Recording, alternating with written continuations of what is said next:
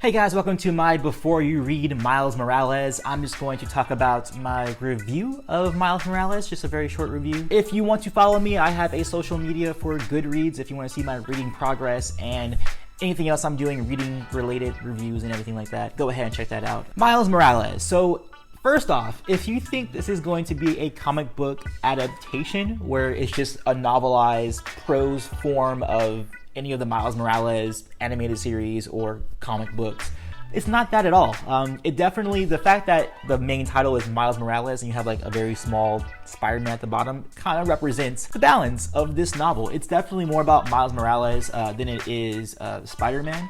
And I think that comes a lot from also the author, Jason Reynolds, who I actually, when looking at this book, I started researching him and looked at interviews about him. And he's very much Miles Morales in terms of like the Brooklyn landscape and being a kid who's kind of disenfranchised. So just right off the bat, if that's not the book you're looking for, this is not the book for you at all, because this definitely doesn't really show off so much of Spider-Man. It's more about a black kid in Brooklyn dealing with that situation and the school that he's going to and the issues he has with racial profiling and also, you know, just not having the same advantages as some of the other kids in this, you know, academy that he's going to for gifted children. But I was hoping for more of a balance, because with most Spider-Man movies, TV shows, comic books, the things I like about it the most is that there is a balance between, there's like kind of like a work-life balance that Spider-Man always has to go through, and I don't feel like that was done here. I feel like it was focused too much on Miles and not enough on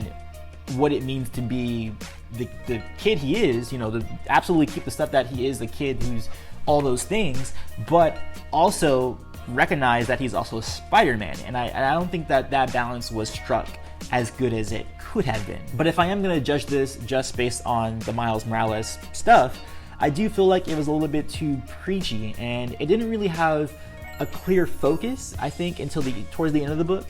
But even with the fact of just what the story is on its own, when Spider-Man does come back into it, it completely takes away from the struggle, the internal struggle that Miles is going through, especially with regards to if he can rise above his family's past and what that means for him. There's a sequence in the book, kind of like the big climax of the book, that completely takes away from all that inner struggle, which could have been engaging and thought-provoking, but ends up just being kind of like it's a magic trick kind of a thing. I don't want to like spoil it. This is a non-spoiler review, but it really disappointed me. Like, I went from wanting to love the book because I was like, oh, dude, Miles Morales, it's a novel. I've heard about Jason Reynolds a lot, and I want this to be like an amazing book. And then I got through it, and I was like, okay, I hope I can just like the book. And then I just ended up being frustrated with the book.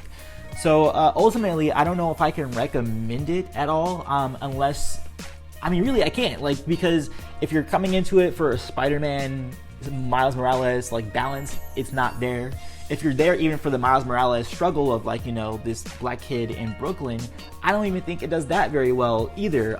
The individual scenes I think is okay, but in terms of what it amounts to at the end, especially with what comes into the climax of the story, I think it just cheapens it, and I don't think there is much here to get into because it is cheapened at the end of the book. I understand where it was trying to do or what it was trying to get into, but I don't think the execution was there, at least for me. Like, it could work for someone else. And also, I felt like Jason Reynolds' writing was too short, which kind of makes sense because he comes from a poetry background, but I feel like it could have used some space to breathe sometimes with some of his sentences. But that, again, is just a preference to writing style. Usually I do like shorter writing, but for some reason it just didn't click for me in this book. But that's it, guys. If you want a more in-depth review, or if you have read Miles Morales and you're okay with spoilers, I will be doing a after you read Miles Morales review on my channel, linked somewhere around here. But that's it, guys. Peace and much love to you.